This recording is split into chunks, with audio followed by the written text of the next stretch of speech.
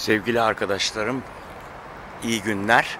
Bugün 27 Aralık 2022 günlerden de Salı.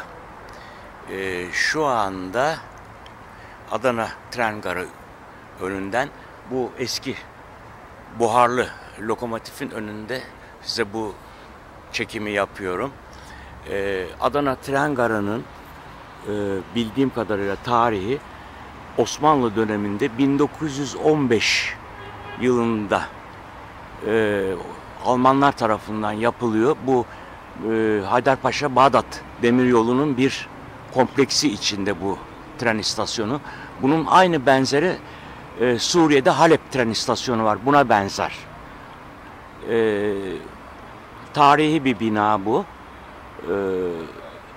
Adı Yeni İstasyon. Eskiden Adana'da bir de eski istasyon varmış. Yani sadece Adana ile Mersin arasındaki Fransızların yaptığı tren hattıymış.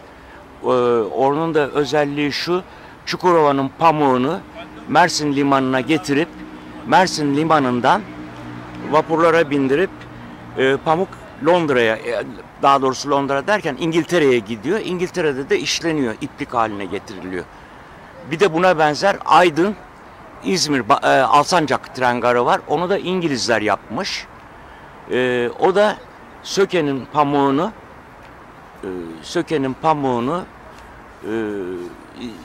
alıp İzmir'e getirip İzmir limanından onlar da İngiltere'ye, onlar da İngiltere'ye gönderiyorlarmış. Evet. Bu bahsettiğim Adana Mersin tren hattını da Fransızlar yapmış. Onlar da gene Çukurova pamuğunu alıp Mersin limanından Fransa'ya gönderiyorlarmış o günkü şartlarda. Bu kısa bilgiyi verdikten sonra beni izlediğiniz için teşekkür ederim. Burası Adana Yeni İstasyon Tren Garı'nın önü.